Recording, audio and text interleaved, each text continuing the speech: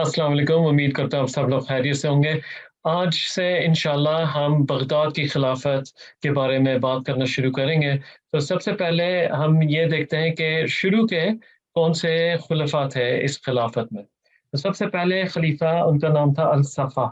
ये थे सन 749-50 से लेकर तकरीबन 754 तक इनका राज रहा और इन्होंने उमैया खिलाफत के खिलाफ जंग करके तो खिलाफत संभाली थी। इनके बाद थे अल मंसूर, इनकी खिलाफत रही 754 से लेकर 775 तक और इन्होंने बगदाद में दारुल खिलाफा बनाया अपनी खिलाफत का सन 762 में। तीसरे नंबर पे अल महदी, इनकी खिलाफत रही 775 से 785, अल हादी 785 से 786, हारून अल रशीद जो कि बहुत मशहूर खुलफा में उनका नाम शुमार है 786 से लेकर सन 809 तक। उसके बाद अल अमीन 809 से लेकर 813 तक और फिर हम आते हैं अल मामून पे 813 से लेकर 833 तक। ये हम आज अल मामून के बारे में ज़्यादा गुफ्तगू करेंगे। तो 813 से 833 तक ये खलीफा रहे। अब ये पावर में किस तरीके से आए? ये हारून रशीद के बड़े बेटे थे। इनकी वालदा जो थी वो ईरान से थी, फ़ारिस के इलाके से थी, लेकिन इनकी वालदा जो थी वो शाही ख़ानदान से नहीं थी, ग़ुलामों के ख़ानदान से थी। हारून रशीद का एक और बेटा भी था अल अमीन, जो कि जिनकी वालदा जो थी वो शाही ख़ानदान से थी। तो हारून रशीद ने अपनी वसीयत में लिखा कि मेरे बाद खलीफा मेरा छोटा बेटा अल अमीन होगा और अल मामून जो कि बड़ा बेटा था उसको कहा कि वो खुरासान का इलाका जो था जो कि शुमाली मशरकी ईरान का इलाका था, वहाँ का इलाका, जनूबी तुर्कमेनिस्तान का इलाका और शुमाली अफ़गानिस्तान के इलाके की देखभाल करेगा। तो खलीफा जो था वो छोटा बेटा था अल अमीन और अल मामून जो बड़ा भाई था उसका, उसने ये इलाके उसके ज़िम्मे थे। अल अमीन ने अपनी खिलाफत के दौरान अपने बड़े भाई अल मामून को खुली छुट्टी दी हुई थी कि वो जैसा मर्जी राज करे उस जगह पे जिस जो उसके हवाले किया गया था। और फिर सन 813 के करीब अल अमीन ने ऐलान किया कि मेरे बाद जो अगला खलीफा होगा वो मेरा बेटा होगा। तो अल मामून चाहता था कि ये खलीफा बने। तो इस वक्त तक अल मामून की काफ़ी मशहूरी हो चुकी थी उसके इलाके में, उसकी वालदा तो थी उसी इलाके से जहाँ जहाँ की उसकी ज़िम्मेदारी थी, फ़ारिस के इलाके से, और भी बहुत सारे लोग इसके हामी हो चुके थे। तो वो चाहते थे और अल मामून भी चाहता था कि ये खुद खलीफा बने। तो इसने क्या किया, इसने अपने भाई के खिलाफ जंग की और उसके नतीजे में भाई मारा गया, भाई का सर काटा गया।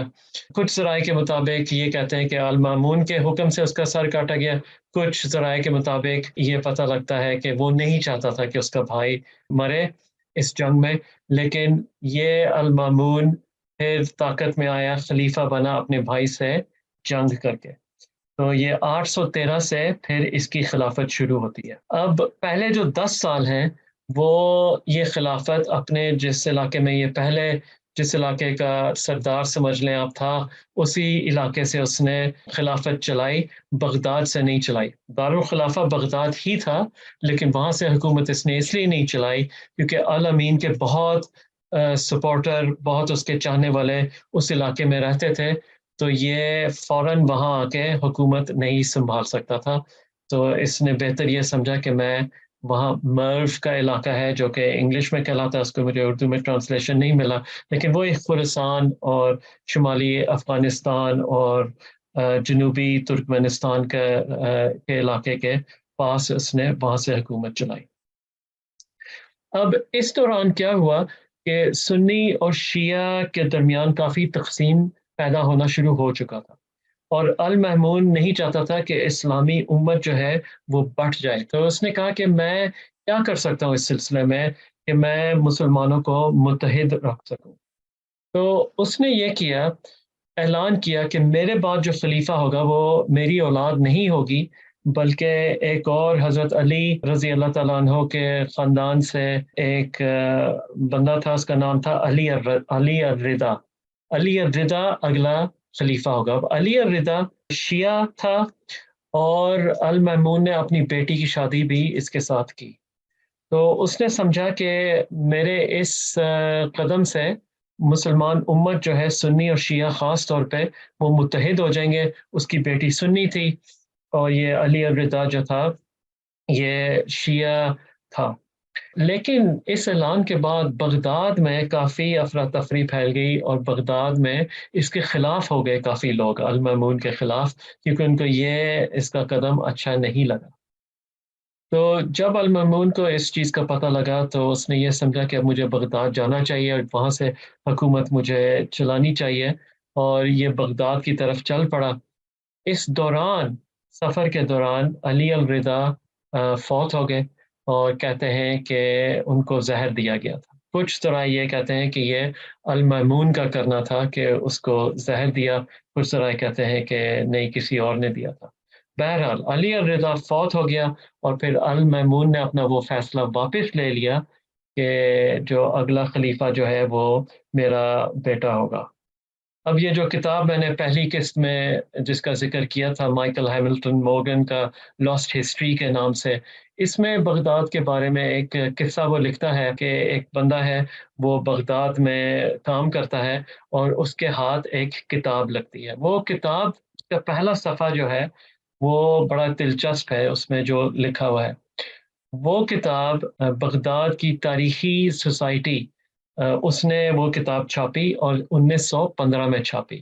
اب اس کے پہلے صفحے میں آپ کو پڑھ کے بتاتا ہوں، یہ لکھا ہوا ہے: یہ کتاب بہت شاندار اور بااہل خلیفہ عباسی گھرانے کے ابو جعفر عبداللہ المامون، جو سن 786 اور ہجری سن 164 میں پیدا ہوئے اور 47 سال بعد وفات پا گئے، ان کے نام پر وقف ہے۔ المامون مسلم خلافت کے وارث، جو کہ شمالی افریقہ سے عرب اور فارس اور افغانستان سے شمالی بھارت تک پھیلی ہوئی تھی۔ ان کے دادا خلیفہ المنصور نے ایک چھوٹے تجارتی شہر جو دریائے دجلہ کے کنارے واقع ہے کو اپنا دارالخلافہ منتخب کیا، یعنی کہ بغداد کو۔ ان کے والد خلیفہ ہارون الرشید نے بغداد کو دنیا کا دارالخلافہ بنایا۔ المامون کی قیادت میں بغداد عالمی تعلیم کا مرکز اور عرب سنہری دور کا مرکز بن گیا۔ ان کا حکمت کا گھر، جہاں عیسائی اور غیر ملکی مترجمین نے یونانی، رومن، بازنطینی، فارسی اور ہندو کلاسیکی کتابوں کو عربی میں ترجمہ کیا، نے جدید ریاضی، فلکیات، کیمسٹری، طب اور ادب کی بنیاد رکھنے میں مدد کی۔ ان کی سرپرستی اور بصیرت کے نتیجے میں اس شہر میں الجبرا اور جدید ٹریگنومیٹری، ستاروں کے نام، ٹنچر اور علاجوں کے مرکب، فلسفے اور ادب کا بہت فروغ ہوا۔ یہیں شہرزادے نے 1001 رات کی کہانیاں سنائیں۔ انہی دنوں سے لے کر 13ویں صدی تک، منگولوں کی آمد تک، بغداد کی دولت اور علم غیر مساوی تھی۔ البستر کے محلات، کھجور اور جاسمین کے باغات، پتھر کے راستے اور ایشیا کا سب سے بڑا بازار یہاں پھلتا پھولتا تھا۔ اے عراقی لوگو، اپنے ہم وطن ابو جعفر عبداللہ المامون کی عظمت کو یاد رکھو، اور اپنے آپ کو ان کے نظریات کے لیے وقف کر دو۔ بغداد کی تاریخی سوسائٹی، 3 مئی 1915۔ تو اس صفحے سے معلوم ہوتا ہے کہ المامون جو تھا وہ بہت ہی مشہور خلیفہ تھا، اور اس نے بغداد کو مشہور کرنے میں، اس کو ایک علمی شہر بنانے میں، اور ایک تجارتی شہر، ایک معاشی مرکز بنانے میں، اور پوری دنیا میں بغداد کو مشہور کرنے میں اس کا بہت ہی بڑا ہاتھ تھا۔ اس کے بعد کیا ہوا یہ اگلی قسط میں جانیں گے۔ تو اس وقت تک السلام علیکم۔